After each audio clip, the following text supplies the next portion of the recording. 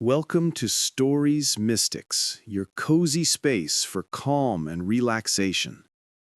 Tonight's tale is here to help you unwind, let go of the day, and drift into peaceful rest. I'd love to know, where in the world are you listening from right now? Share it in the comments below, and let's see how far our story family reaches. And if you enjoy gentle bedtime stories, don't forget to subscribe and join us for more peaceful nights. Now, close your eyes, take a deep breath, and let's begin tonight's journey.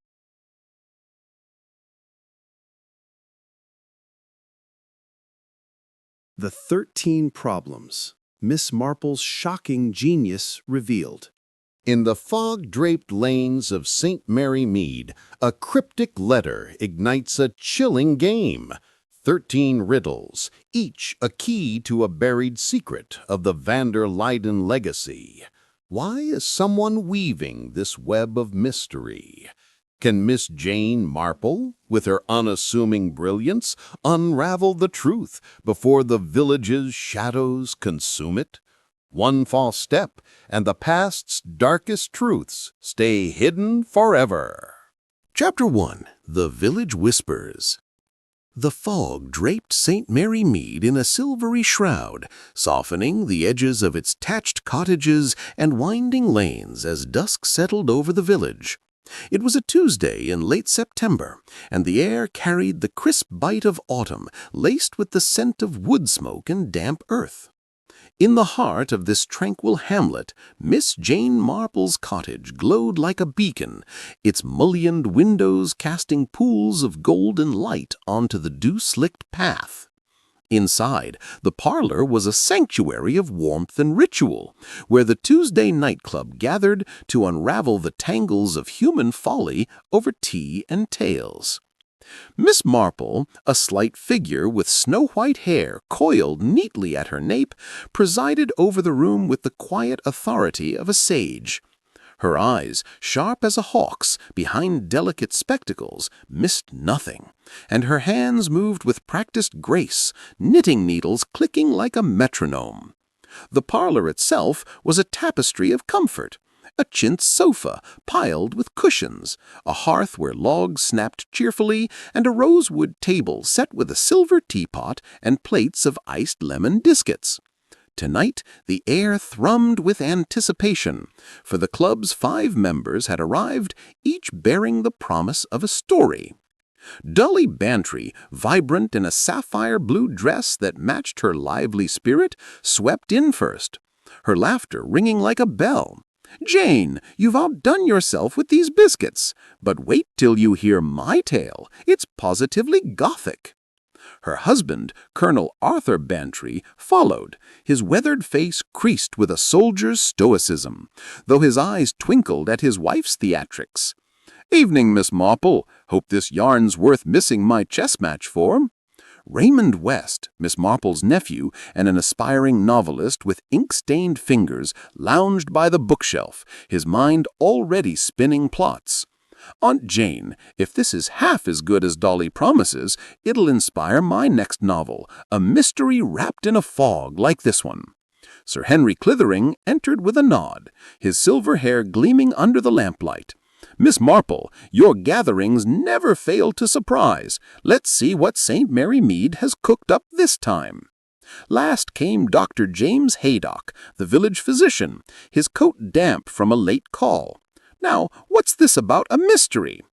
With tea poured and the fire casting flickering shadows, Miss Marple invited Dolly to begin. "You have the floor, dear. Tell us what stirred the waters at Gossington Hall."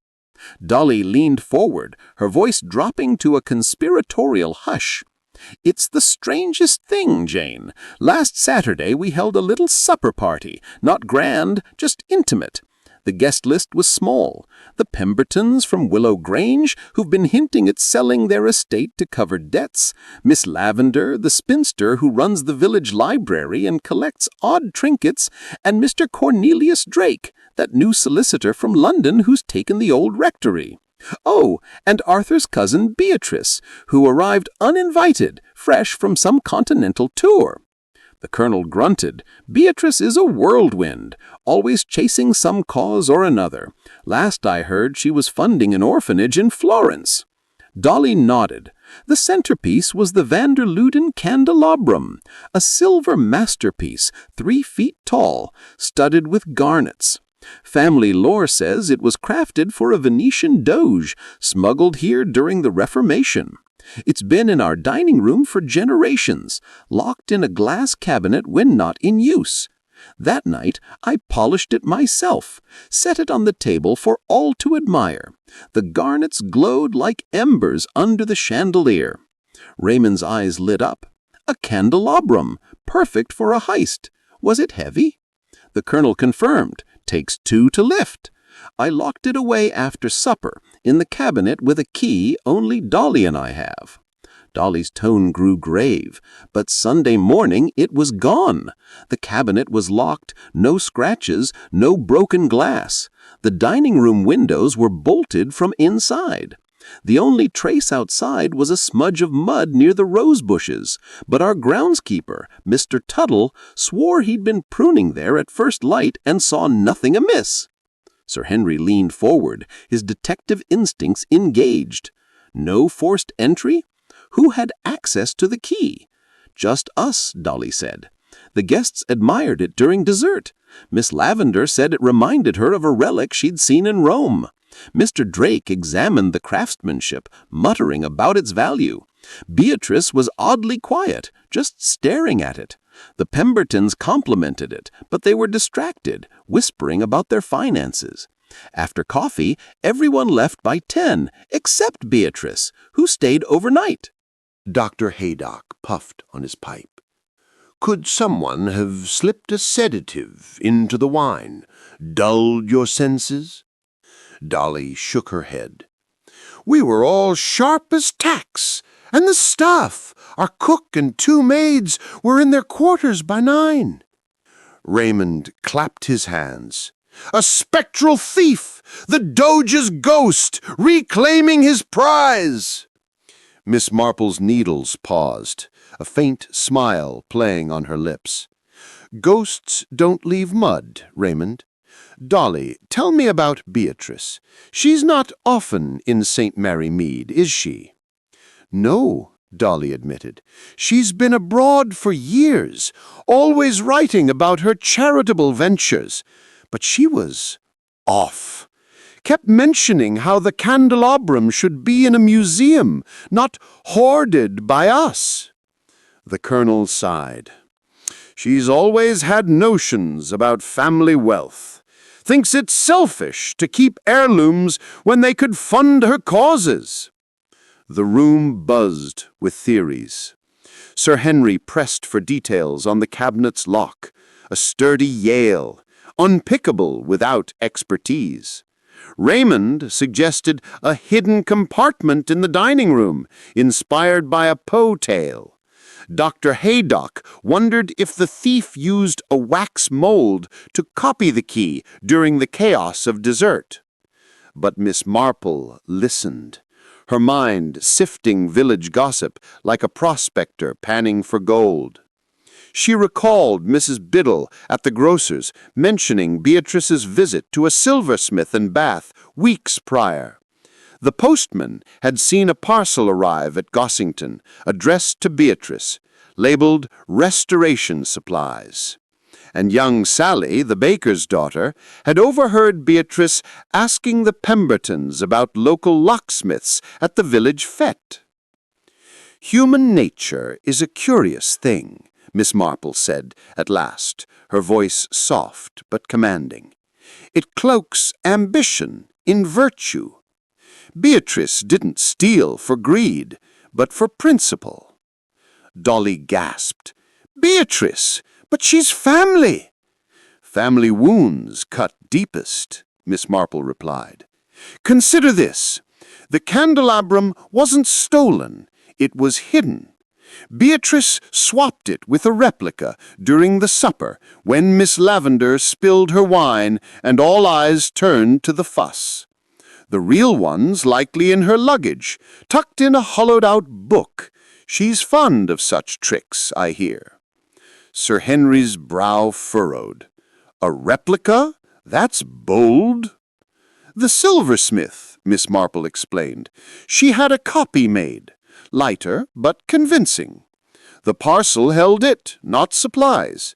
She unlocked the cabinet later that night, using a key impression from an earlier visit, perhaps when she borrowed your spare key for safekeeping during last month's storm." The colonel's face reddened. "By Jove, she did ask for it then." "She meant to find the candelabrum later, claiming it was misplaced, then argue it belongs in a public collection.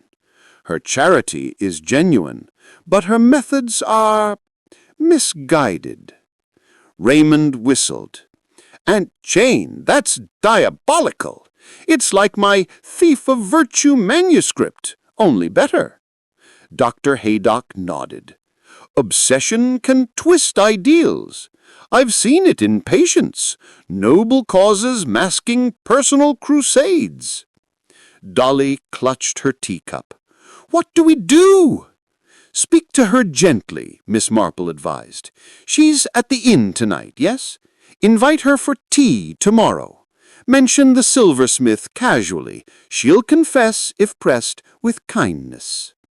The group marveled, toasting Miss Marple's insight with raised cups. The mystery, solved without leaving the parlor, brought a glow of satisfaction. The candelabrum was likely safe. Beatrice's plan unraveled before it could wound. As laughter filled the room, a sharp knock echoed. Florence, the maid, entered, her face pale. "A letter, Miss Marple. Dropped at the gate. No one there when I looked." The envelope was heavy, sealed with indigo wax. She opened it, revealing elegant script.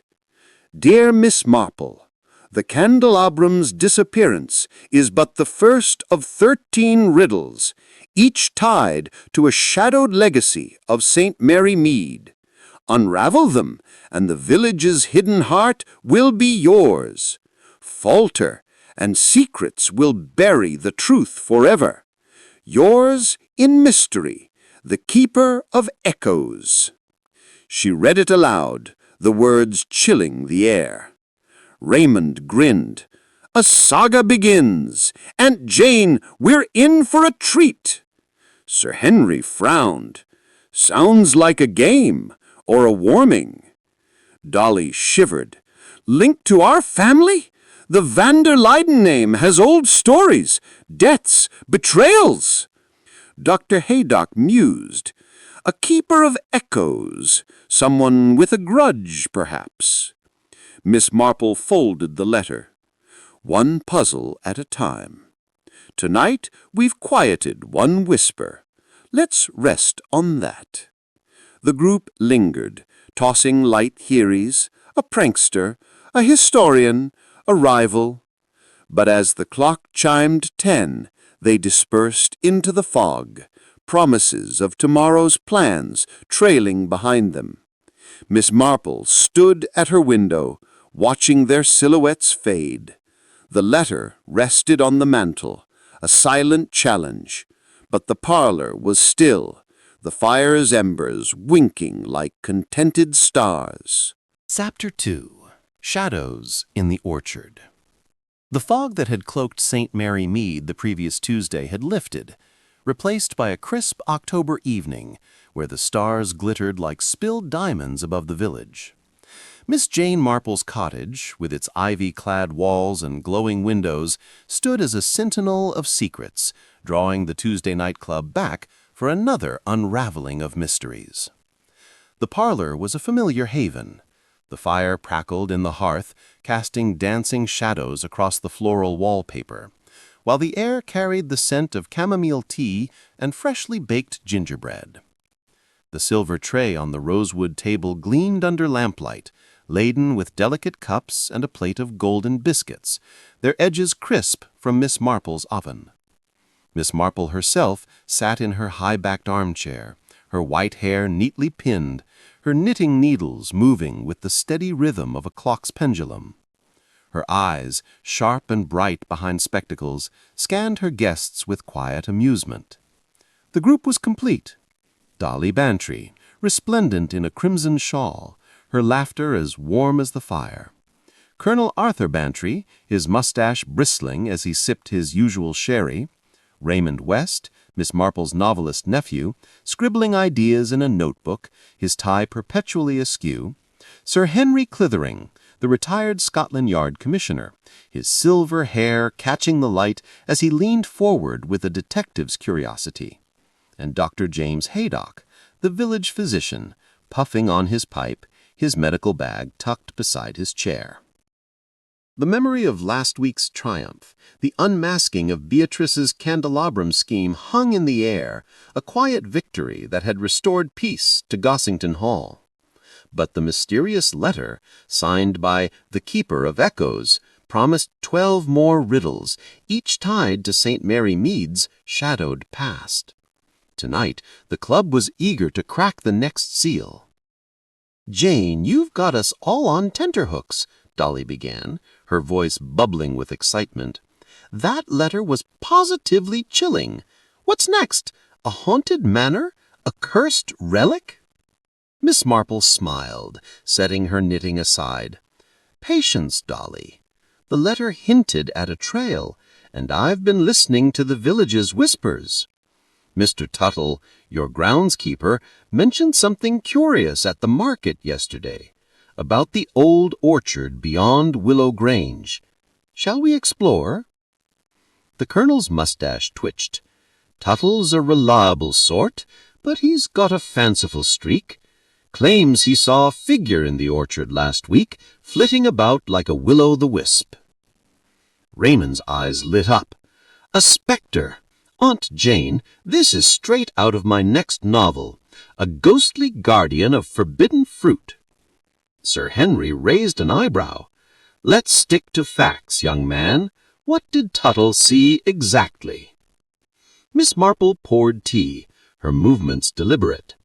"He described a cloaked figure moving among the apple trees at dusk, carrying a lantern that flickered oddly, not like a flame, but a cold blue light. The next morning he found 3 trees scarred, their bark carved with strange symbols. He's convinced it's a ghost tied to the orchard's history." Dr. Haydock exhaled a plume of smoke. "Sounds like village superstition, but those carvings could be vandalism. Any history to the orchard?" Dolly clapped her hands.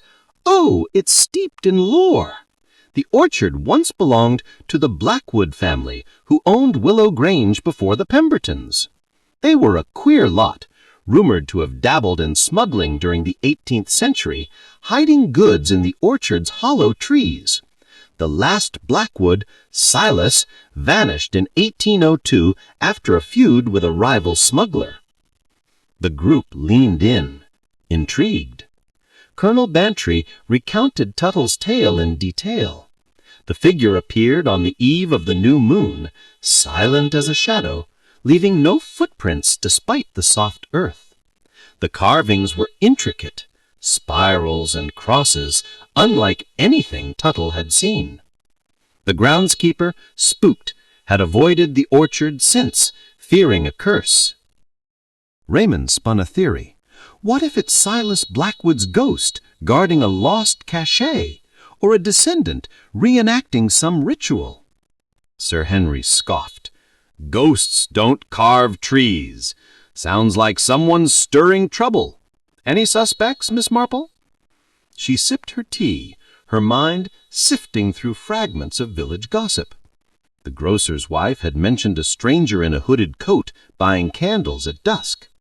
The blacksmith's apprentice, young Ned, had seen a cart parked near the orchard's edge, its driver obscured by twilight. And Mrs. Pemberton, at the Women's Institute, had complained of odd noises from the orchard, low whistles, like coded signals. Miss Marple's needles clicked steadily, her thoughts weaving a pattern. She mused, Human nature loves theatrics, but this feels calculated, not spectral. The blue light intrigues me. It's not a common flame. And those symbols, they're not random. They're a message meant to be seen. The group pressed her for more. She recounted the village whispers, Holt's late-night deliveries to a warehouse in the next town, his sudden interest in local history, and a cryptic comment he'd made at the pub about reclaiming what's buried. Ned had also seen Holt lingering near the orchard's gate, sketching something in a leather-bound book. "Let's suppose," Miss Marple continued, "that Mr. Holt isn't after cider profits, but something hidden in the orchard. The Blackwood smuggling tales suggest a cache, perhaps coins or jewels, stashed in a hollow tree. The carvings mark the spot, and the blue lantern is a signal to an accomplice." Sir Henry leaned forward. "A smuggling ring in St. Mary Mead?" "Not a ring," Miss Marple corrected. "A solo act, with a touch of showmanship. Holt's creating a mystery to keep others away while he searches. The cloak, the light, it's all to fuel Tuttle's ghost story, ensuring no one ventures near." Dolly's eyes widened. "But how do we catch him?" "A trap," Miss Marple said simply. "Tuttle says the figure appears on moonless nights. Tomorrow's the new moon. We'll watch the orchard discreetly and see what Mr. Holt reveals." The plan unfolded swiftly. Colonel Bantry offered his old field glasses for surveillance. Raymond volunteered to join the stakeout, eager for field research. Sir Henry suggested alerting the local constable as backup, while Dr. Haydock promised to analyze any physical evidence, like the carving's depth or the lantern's fuel. The next evening, under a sky dark as ink, the club gathered at the orchard's edge, hidden behind a crumbling stone wall. The air was heavy with the scent of overripe apples and damp moss. Miss Marple, bundled in a woolen cloak, directed their positions with the precision of a general. "Stay low, and no chatter," she whispered. "Our quarry is cunning." At 9:30, a faint blue glow flickered among the gnarled trees. A cloaked figure emerged, moving with purpose toward a massive oak, its trunk scarred with spirals. The lantern's light was unnatural, casting an eerie sheen on the bark. The figure knelt, probing the roots with a small spade. Raymond whispered, "It's Holt. Look at that coat, same as the grocer described." Sir Henry gripped his binoculars. "He's digging. Something's there." Miss Marple signaled for silence, her eyes fixed on the scene. The figure unearthed a small metal box, its lid engraved with the same spirals as the tree.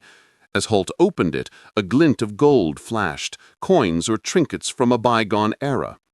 "Now," Miss Marple murmured. The colonel, with surprising agility, stepped forward, his voice booming. "Holt, step away from that box!" The figure froze, then bolted, but Raymond, fueled by youthful zeal, tackled him into the grass. The lantern fell, its blue flame sputtering out, a chemical glow, not fire, likely magnesium-based for effect. Holt, unmasked, was defiant but cornered. "You've no proof," he spat, clutching the box. Miss Marple approached, her voice calm. "The carvings, Mr. Holt. They match sketches in your book, seen by Ned. The lantern is a theatrical touch. Your Bristol supplier sells those chemicals. And the box? Blackwood's smuggler's hoard, marked by your ghost to scare off prying eyes." Faced with her logic, Holt's bravado crumbled. He confessed a Bristol antiquarian had tipped him off about the Blackwood cache, hidden since Silas's day. He'd staged the haunting to search undisturbed, planning to sell the coins to a collector. The carvings were his map, the lantern a signal to a buyer who never showed. The club escorted Holt to the constable, the box secured for the Pembertons, who, as Willow Grange's owners, claimed the find. Back at Miss Marple's cottage, over late-night tea, the group toasted their success. The orchard's shadows had lifted, the smuggler's secret laid bare. As laughter filled the parlor, Florence entered with another letter, its indigo seal gleaming. Miss Marple opened it, reading aloud. Dear Miss Marple, the orchard's mystery is but the second thread in a tapestry of 13. Each unravels a piece of St. Mary Mead's hidden past. Continue, and the pattern emerges. Pause, and the weave frays into oblivion. Yours in enigma, the keeper of echoes. Raymond grinned. Another challenge, and Jane were in deep now. Sir Henry frowned. This keeper knows too much. A local, perhaps? Dolly shivered. It's thrilling but eerie. What's next? Dr. Haydock puffed his pipe. A mind that crafts such riddles. They're watching us. Miss Marple folded the letter, her smile serene. One shadow dispelled. Tomorrow brings another. For tonight, let's savor the light. The group dispersed into the starry night, their spirits high, the orchard's enigma resolved. Miss Marple lingered by the fire, the letter on her mantle. The keeper's game was afoot, but for now, St. Mary Mead slept soundly, its secrets one step closer to the surface. Chapter 3. Echoes from the Attic. The October chill had deepened in St. Mary Mead, wrapping the village in a crisp embrace as leaves drifted like amber confetti across the lanes. Ms. Jane Marple's cottage stood steadfast, its lamplight a golden promise against the gathering dusk. Inside, the parlor was a cocoon of warmth, the hearth's fire casting a rosy glow over the polished oak table, where a porcelain teapot steamed beside a tray of almond scones. The scent of bergamot and baked sweetness mingled in the air, anchoring the Tuesday night club as they reconvened to chase the next thread of the Keeper of Echoes' mysterious tapestry. Ms. Marple, her white hair gleaming like moonlight, sat in her armchair, her knitting needles weaving a quiet rhythm. Her eyes, bright with unspoken insights, surveyed her guests. Dolly Bantry, radiant in a velvet dress the color of claret, her laughter a spark in the room. Colonel Arthur Bantry, his soldier's frame relaxed but alert, sipping brandy instead of sherry for a change. Raymond West, Ms. Marple's novelist nephew, sprawled in a chair with a pencil tucked behind his ear, his mind alight with story ideas. Sir Henry Clithering, the retired Scotland Yard commissioner, his posture crisp as he nursed a cup of tea. And Dr. James Haydock, the village physician, his pipe smoke curling like a question mark. The triumphs of the past 2 Tuesdays, the candelabram's recovery, and the orchard's unmasked smuggler had sharpened their appetites for the keeper's third riddle. The letter's promise of 13 enigmas, each tied to St. Mary Mead's buried secrets, hung over them like a tantalizing fog. "Jane, you've got us hooked like trout on a line," Dolly said, her voice brimming with excitement. "That orchard business was thrilling, but I'm positively itching for the next clue. What's the keeper cooked up now?" Ms. Marple set her knitting aside, her smile faint but knowing. "The village never lacks for whispers, Dolly. Yesterday, at the haberdashery, Mrs. Finch mentioned odd noises from Gossington Hall's attic, creaks and thumps, like footsteps in the night. She thinks it's tied to the old Vanderluyden estate." Colonel Bantry's eyebrows shot up. "Our attic? It's a dust trap. Boxes, old furniture, nothing more. Been years since anyone poked around up there." Raymond leaned forward, his eyes gleaming. "An attic haunting, Aunt Jane? This is pure Gothic romance, shades of Bronte. Perhaps a spectral ancestor pacing for lost love." Sir Henry chuckled dryly. "Let's not get carried away, Raymond. Noises could be rats or loose beams. What's the story, Mrs. Bantry?" Dolly leaned in, her voice dropping to a dramatic hush. "It started last week, after we settled the candelabrum fuss. I was tidying the guest rooms when I heard it, soft thuds, like someone tiptoeing, coming from above. I thought it was the wind, but it's happened thrice since, always after midnight. Yesterday, I braved the attic stairs and found something peculiar. A trunk, locked tight with a brass padlock, pushed against the far wall. It wasn't there when we last inventoried years ago. The colonel frowned. A trunk? Could be Beatrice's, left from her visit. She's always lugging odd luggage. Dr. Haydock puffed his pipe. Or something older. Attics are time capsules, could be a relic from the van der Luydens' past. Miss Marple sipped her tea, her mind sifting through village chatter. The milkman had mentioned a delivery to Gossington, a package for a Miss Clara Vane, a name unknown to the village. The seamstress, Mrs. Tuttle, had seen a woman in a gray cloak slipping out of the hall's side gate at dawn.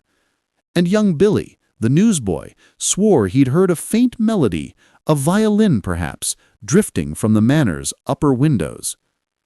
"Tell me about the trunk. Anything distinctive?" Miss Marple asked. Dolly nodded. "It's old, leather-bound, with initials carved on the lid, EVL. I tried the padlock, but it's sturdy.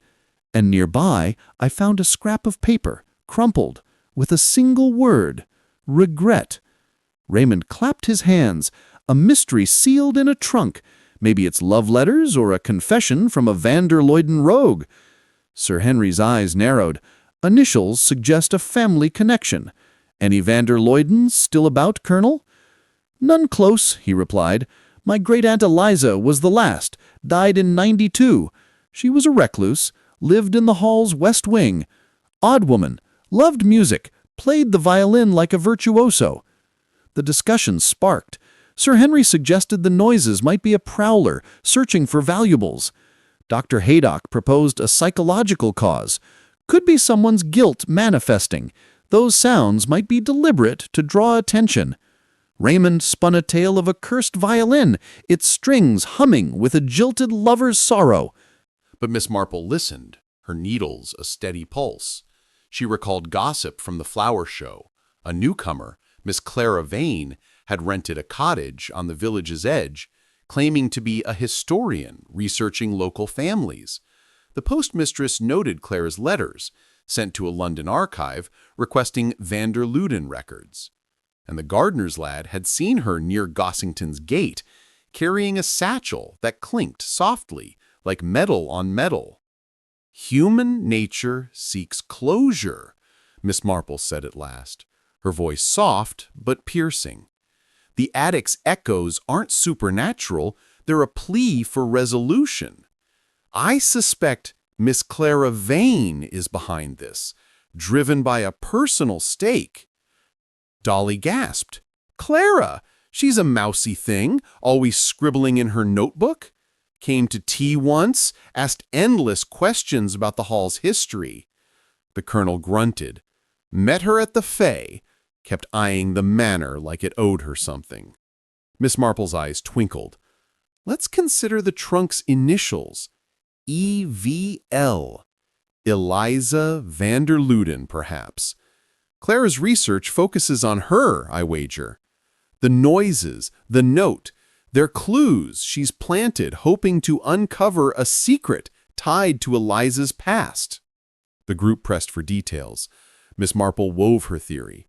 Clara, likely a distant relative, believed Eliza had hidden something valuable, a diary perhaps, or a musical score, in the trunk. The noises were staged, using a concealed gramophone to mimic footsteps, drawing attention to the attic. The scrap of paper was a deliberate hint, meant to lure the Bantries into opening the trunk. But why not ask outright, Dolly wondered. Pride, or fear of rejection. Clara's claim to the van der Luyden legacy is shaky. She needs proof to assert it. The trunk holds that proof, but she can't access it without raising suspicion. Sir Henry nodded. "Clever. Any evidence?" Miss Marple said, "Village eyes.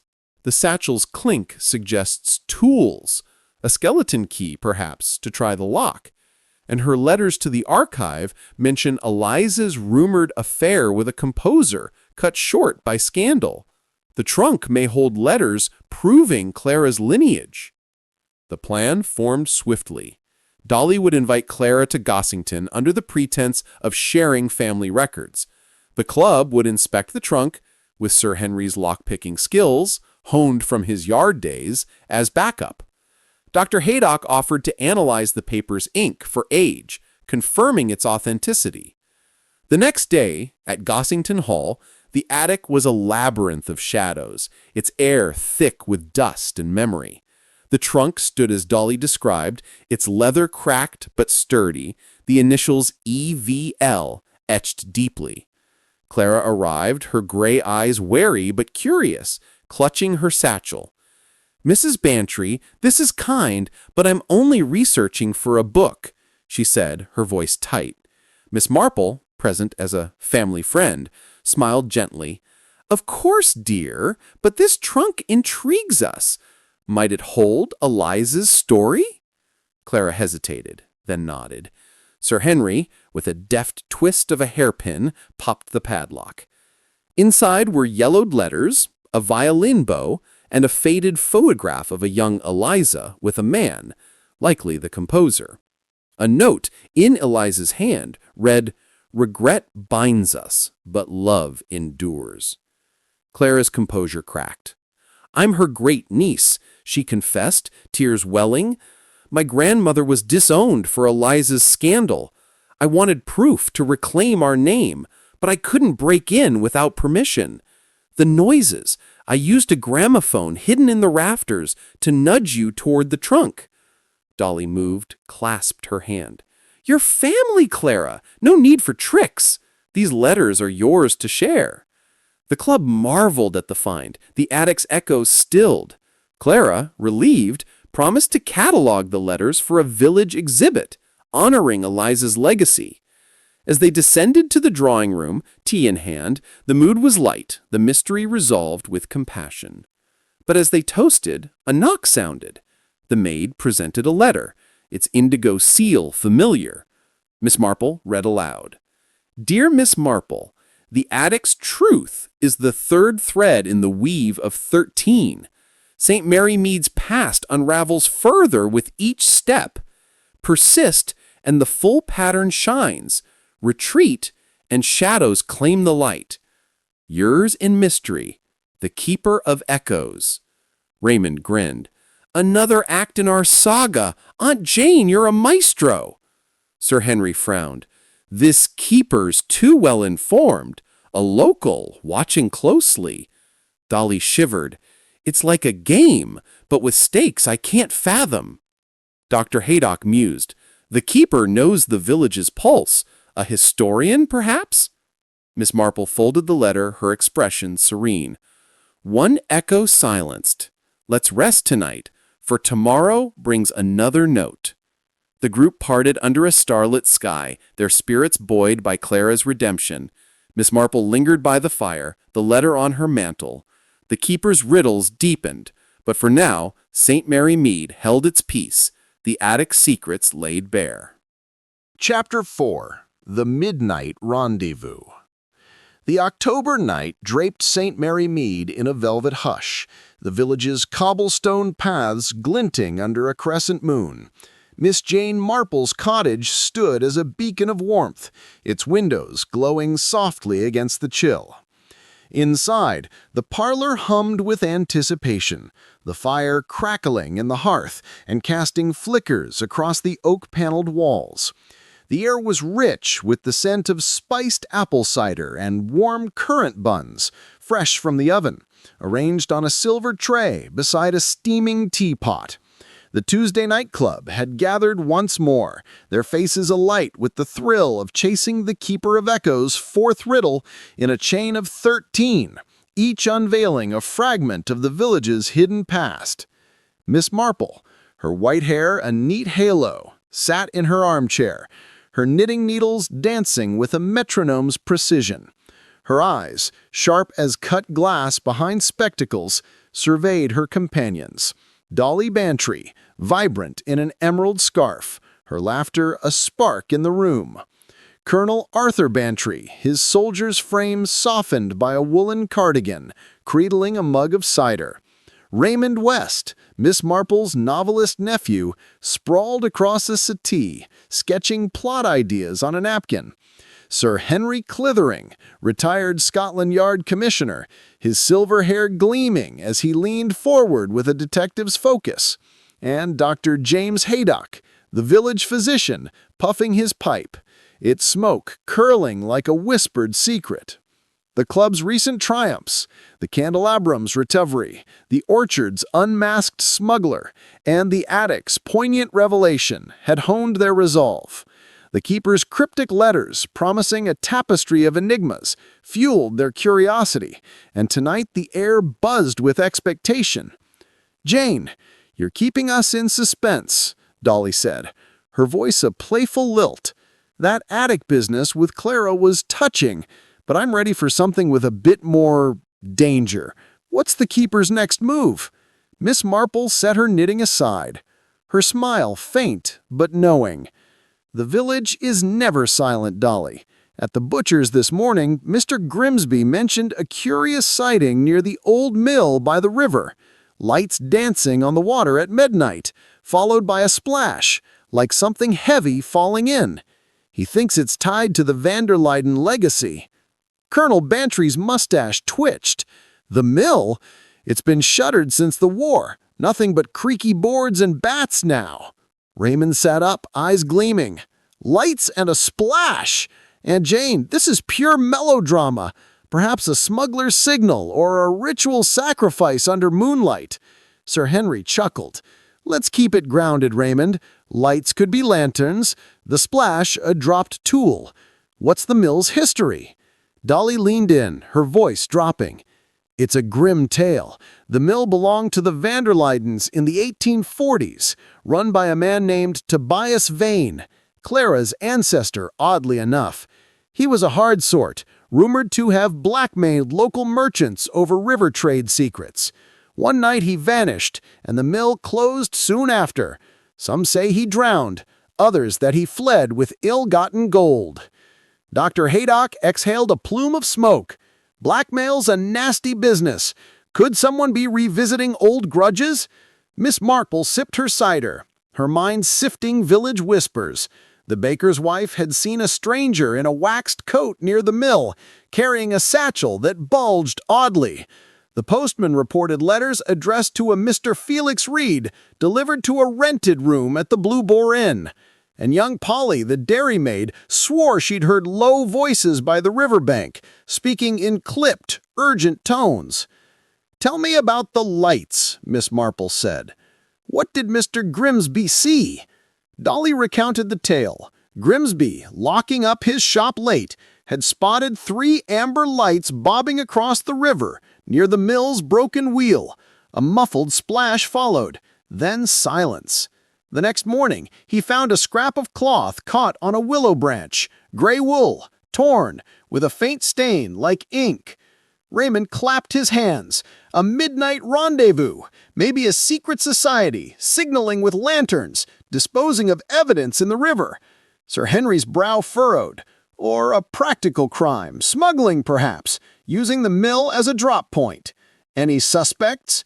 Miss Marple's needles paused. The name Felix Reed rings a bell.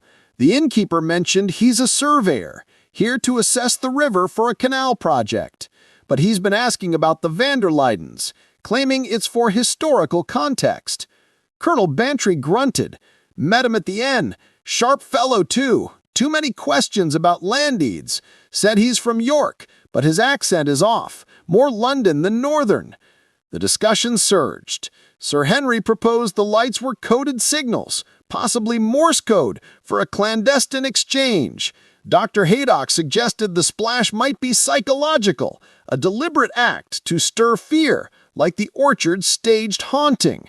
Raymond spun a tale of a drowned blackmailer's ghost, seeking vengeance through watery signs. But Miss Marple listened, her thoughts weaving through gossip. The baker's wife had seen Reed sketching the mill's layout, his satchel heavy with tools. The vicar's wife noted Reed's late-night walks, always toward the river, and Polly overheard him muttering about debts repaid, his voice tight with purpose. "Human nature thrives on leverage," Miss Marple said softly, her voice cutting through the chatter. This isn't about ghosts or smuggling. It's about control. Felix Reed is no surveyor. He's here to settle an old score tied to Tobias Vane's blackmail." Dolly gasped. "Blackmail? After all these years?" "Grudges linger," Miss Marple replied. "The lights and splash are theatrics, meant to draw attention while hiding the real aim. I suspect Reed is targeting someone in the village, using the mill as a stage." The group pressed for details. Miss Marple outlined her theory. Reed, likely a descendant of one of Tobias's victims, was extorting a local figure, perhaps Mr. Pemberton, whose family once clashed with the Vanes over river rights. The lights were signals to a hired accomplice, the splash a staged accident to intimidate. The cloth was a clue, planted to suggest a struggle. "But what's he after?" Colonel Bantry asked. "A confession. Or payment. Pemberton's estate is struggling. He'd pay to keep old scandals buried. Reed's satchel likely holds documents, forged or real, to press his claim." Sir Henry nodded. "Clever. Evidence?" "Village eyes," Miss Marple said. "The satchel's weight suggests more than tools. Papers, perhaps. A ledger. And Reed's questions about deeds trace back to a dispute in the 1840s, noted in the parish records. The splash? A weighted sack meant to mimic a body. The plan took shape, a midnight vigil at the mill to catch Reed in the act. Colonel Bantry offered his old service revolver for safety, though Miss Marple insisted on discretion. Raymond, eager for source material, would document the scene. Sir Henry suggested signaling the constable if needed, while Dr. Haydock volunteered to examine any physical clues, like the cloth's stain. At 11 that night, the club gathered behind a thicket near the mill, the river's murmur masking their breaths. The mill loomed, its silhouette jagged against the moonless sky, the broken wheel creaking in the current. Miss Marple, cloaked and black, directed them with a whisper, "Stay hidden. Our quarry is punctual." At midnight, 3 amber lanterns flickered across the water, their glow eerie in the mist. A figure in a waxed coat, Reed, emerged, moving to the mill's base. He tossed a heavy sack into the river, the splash echoing sharply. From the shadows, another figure appeared, Mr. Pemberton, his face pale, clutching an envelope. Raymond whispered, "It's a payoff. Pemberton's terrified." Colonel Bantry gripped his stick. "Wait for the exchange." Miss Marple signaled patience. Reed took the envelope, his voice low but audible. "This settles it, Pemberton. Your grandfather's debts are clear. Keep quiet, or the village knows." Before Reed could retreat, Colonel Bantry stepped forward, his voice booming. "Enough, Reed. Hand over the envelope."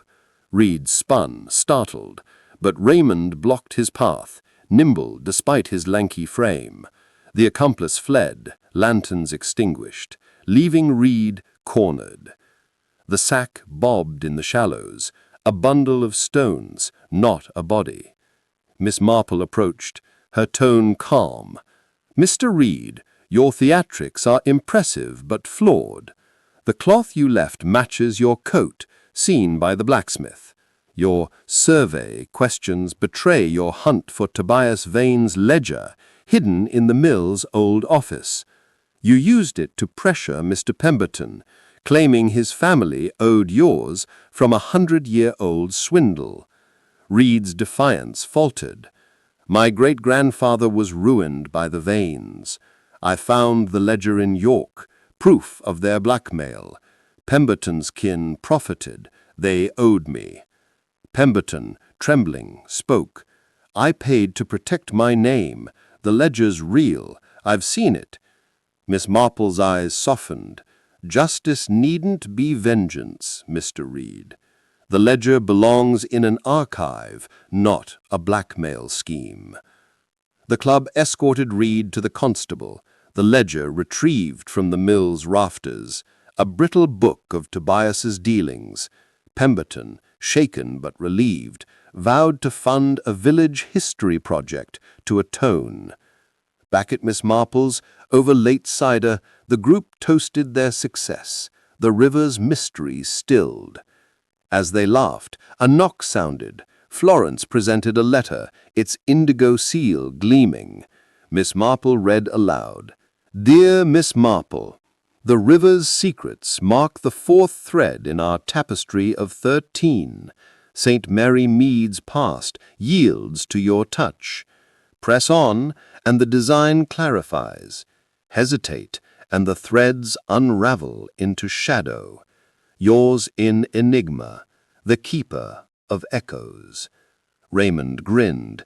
"The plot thickens. Aunt Jane, you're scripting an epic." Sir Henry frowned. "This keeper's too close. Knows our moves."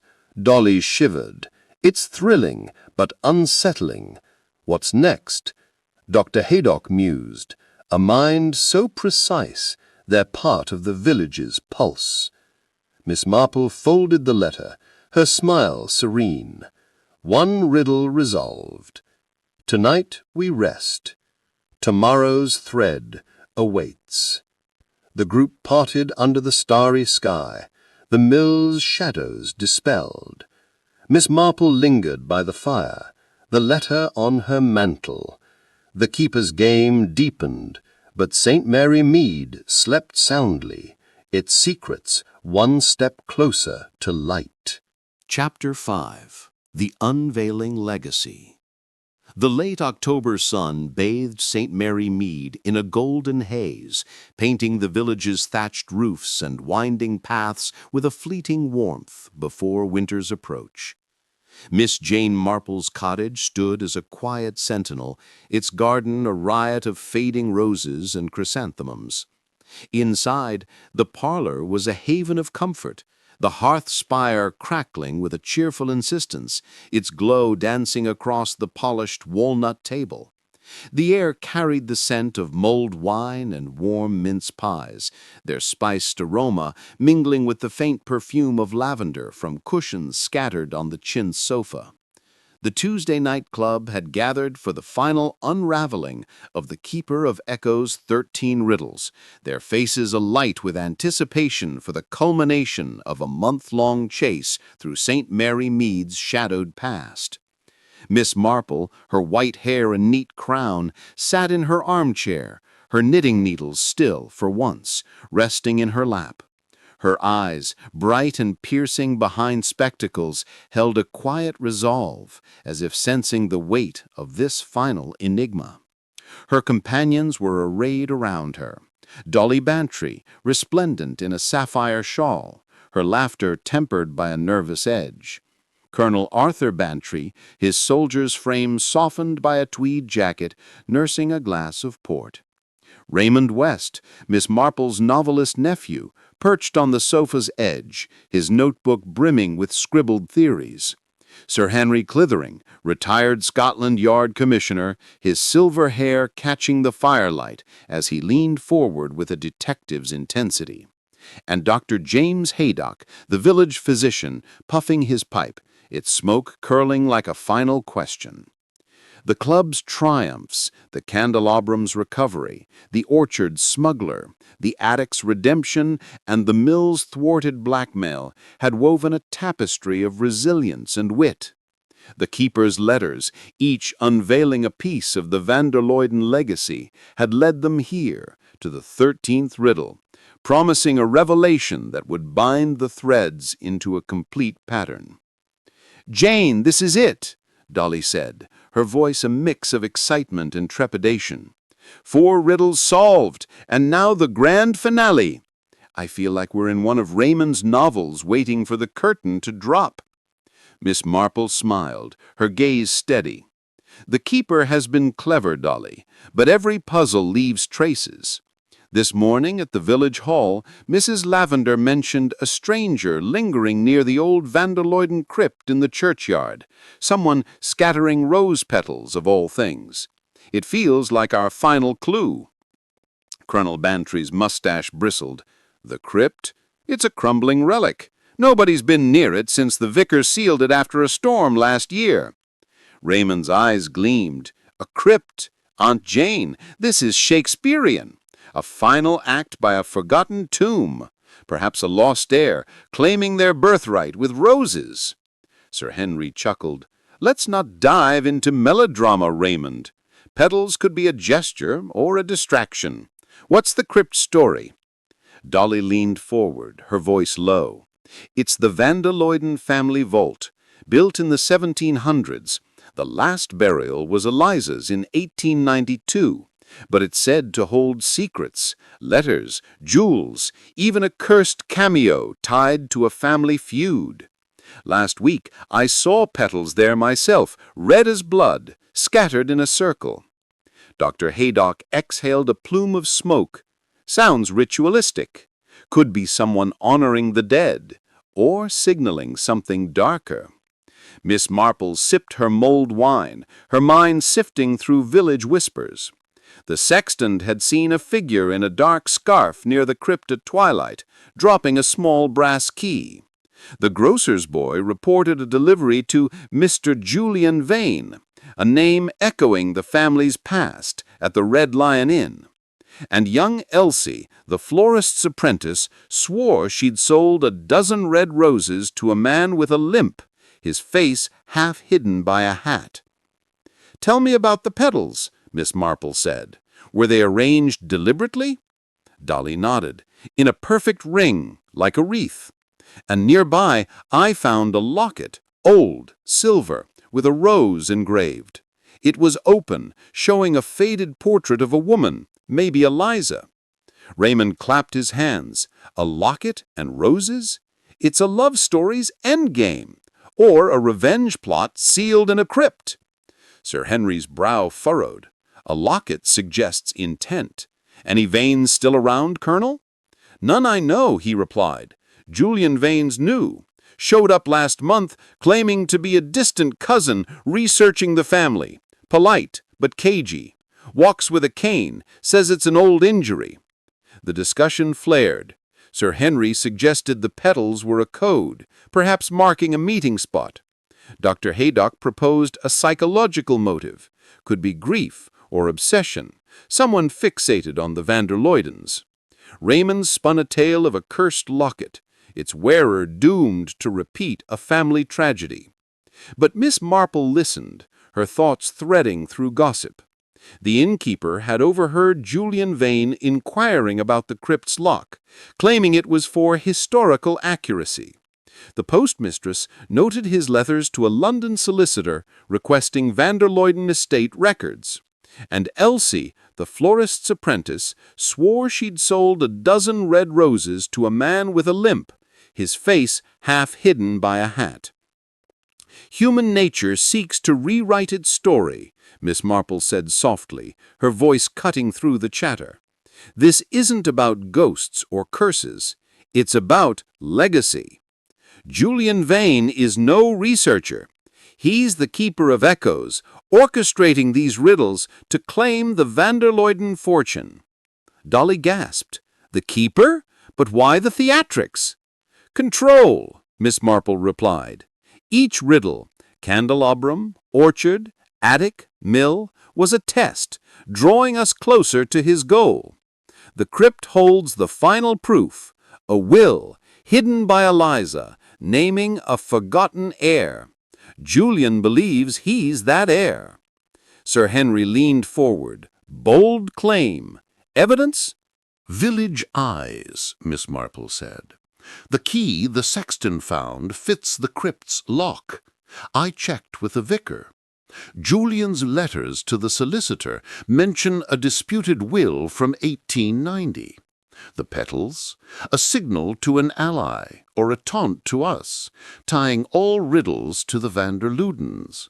The plan formed swiftly, a dusk vigil at the churchyard to confront Julian. Colonel Bantry offered his flashlight for the crypt's dark corners. Raymond, eager for climactic drama, would record every detail. Sir Henry suggested alerting the vicar for access, while Dr. Haydock volunteered to verify any document's authenticity. At twilight, the club gathered behind the church's yew trees, the crypt's weathered stone looming in the fading light. The air was heavy with the scent of earth and roses, the petal ring vivid against the mossy ground. Miss Marple, cloaked in gray, directed them with a whisper. "Stay sharp. Julian is cunning but cornered." At 6, a limping figure approached, Julian Vane, his scarf dark, a satchel slung over his shoulder. He knelt by the crypt, inserting a key into the rusted lock. The door creaked open, revealing a stone stair descending into shadow. He lit a lantern, its glow illuminating a bundle of papers in his hand. Raymond whispered, "He's got the will. It's the final act." Sir Henry gripped his cane. "Wait, he's not alone." A second figure emerged, a woman, her face veiled, clutching a rose. Miss Marple signaled patience. Julian handed her the papers, his voice low. "It's ours, Lydia. The will names our line, Eliza's secret child, the estate's rightful heirs." Before they could retreat, Colonel Bantry stepped forward, his voice a thunderclap. "Vane, step away from the crypt." Julian froze, the woman gasping. Raymond blocked the path, his lanky frame surprisingly swift. The woman, Lydia, dropped the rose, her veil slipping to reveal a face lined with resolve. The satchel fell, spilling letters and a faded will. Miss Marple approached, her tone calm. "Mr. Vane, your riddles were masterful, but flawed.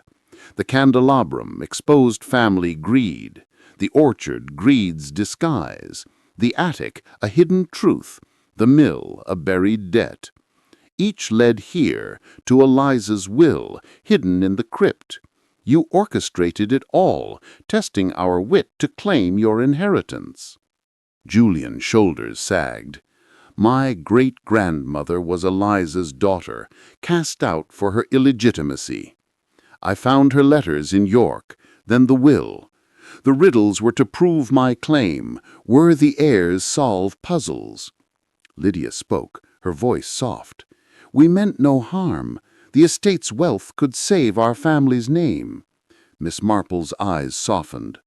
"Truth needs no games, Mr. Vane. The will is yours to present, honestly, to the courts."